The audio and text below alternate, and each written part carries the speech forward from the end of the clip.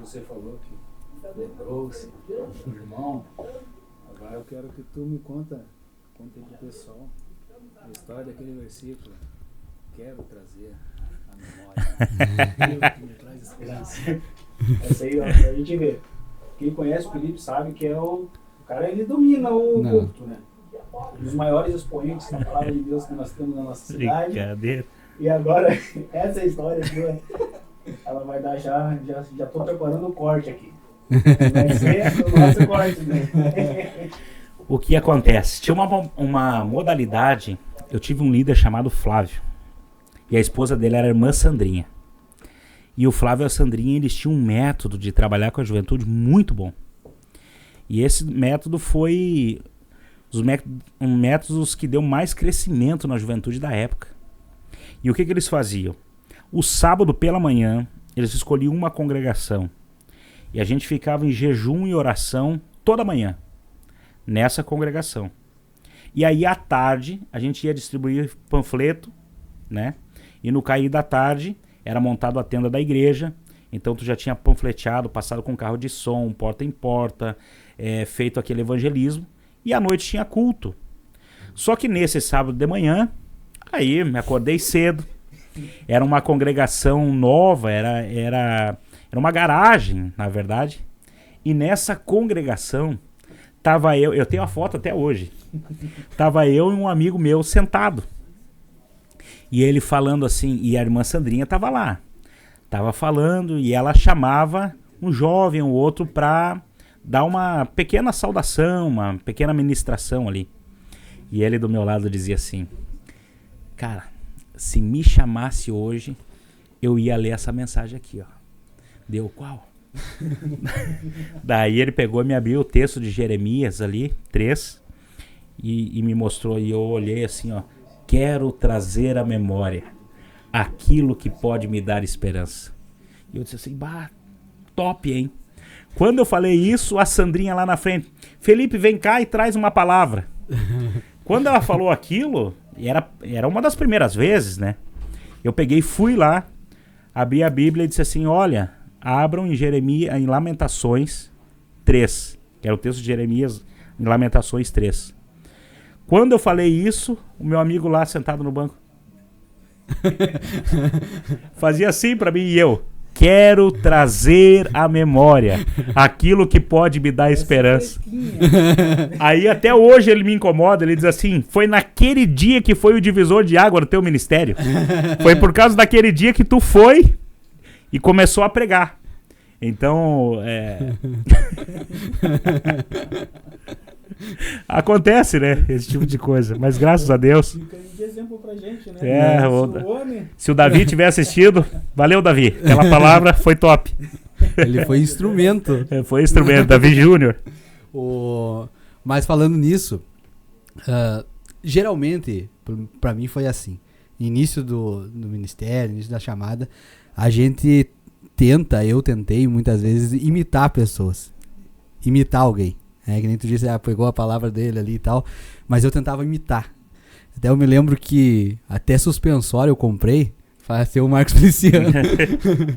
e a gente inicia, né? Eu iniciei assim, porque eu me lembro que até no episódio anterior eu falei um pouquinho de como foi para mim o início, e na questão da palavra muito, e se não o principal, assim, que fez com que nascesse essa...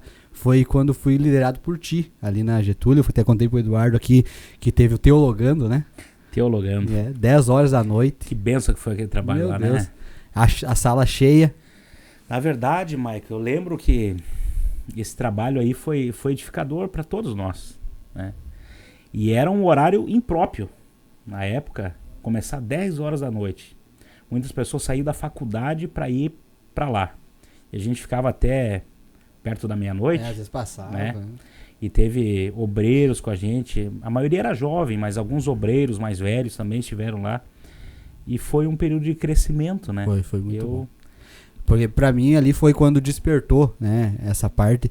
Eu me lembro que eu tava sempre perguntando, dizia, Felipe, como é que faz o esposo? Como é que eu começo aqui? Como é que faz isso? Como é que faz aquilo? E tu foi um incentivador, a pessoa que até eu disse pro Eduardo, acreditou no jumentinho. e ali foi até foi você ali que me deu a oportunidade de levar minha primeira mensagem de 10 minutos num culto. E aqueles 10 minutos, meu Deus, parecia uma hora, né? Parecia que o tempo não passava. Mas no início a gente, né, tem esse nervosismo e imita muito pessoas. E eu queria saber de você, quem foram suas referências ali no início? Quem que tu olhava assim o vídeo e dizia, meu Deus, essa é a minha referência, eu quero pregar como esse cara, quero ter esse cara aí como uma referência realmente pra mim, né? Na verdade, assim, teve bastante pregadores na época que iam até a nossa igreja lá ministrar, e sempre tu admira em algumas pessoas aquilo que elas trazem, né? Já diz um pensador que toda pessoa que passa pela tua vida, ela deixa um pouquinho de si e leva um pouquinho de nós, né? Então, muitas pessoas passaram por lá e deixaram um pouquinho de si. Mas teve um amigo meu, que foi a pessoa que me indicou algumas literaturas, e a maneira que ele pregava também me chamava atenção, que era o Sérgio Beise, era um amigo meu. Então, ele começava a pregar, o jeito que ele ministrava, o jeito que ele buscava, me chamava muita atenção. E quando ele esteve em Uruguaiana, foi uma bênção lá, então foi uma das pessoas que eu tive uma conexão nessa parte. Claro, daí tinha pessoas já de renome, digamos assim, o próprio pastor Napoleão, né? Um pastor já mais de idade avançada, mas tu via um cabedal de conhecimento, de ensino, e essas pessoas também, não só de púlpito, mas também uma conversa de mesa, te atraíam a atenção para aquilo que eles estavam trazendo. Tem pregadores hoje que chegam na igreja, eles pregam, mas fora do púlpito não tem aquela convivência, não tem aquele momento de você conversar. E às vezes também isso te afasta e esfria aquele momento que você está vivendo ali. Mas com pessoas que te dão atenção, que mesmo você sendo jovem, eles chegam para você, te dão aquela atenção, te respondem, te indicam literaturas, te dão incentivo para você melhorar. Então essas pessoas marcam. Pastor Napoleão esteve lá conosco. Na época também teve o pastor Maicon Gomes, eu lembro muito bem. Ele já era um estilo mais avivalista, sabe? Ele era do norte, assim, também.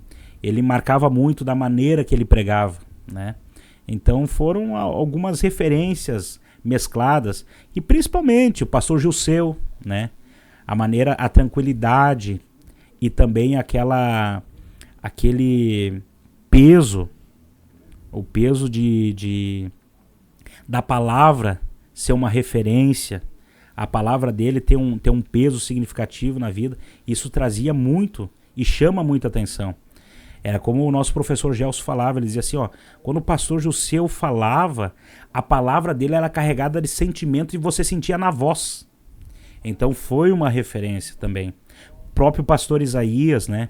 O método mais enérgico de ele pregar, a maneira em que ele via o texto, a maneira em que ele ensinava, se portava. Então tudo isso vai marcando. São várias pessoas que vão deixando um pouquinho de si e levando um pouquinho de nós. Então foram algumas referências.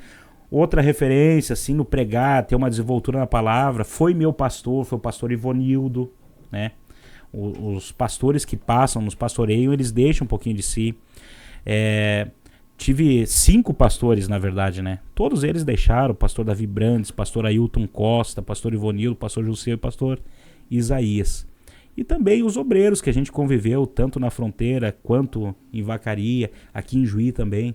A gente, quando está sentado para ouvir, tu ouve de uma maneira mais analítica, e todos eles sempre vão deixar uma marca registrada na nossa vida. Então a gente aprende com inúmeras pessoas.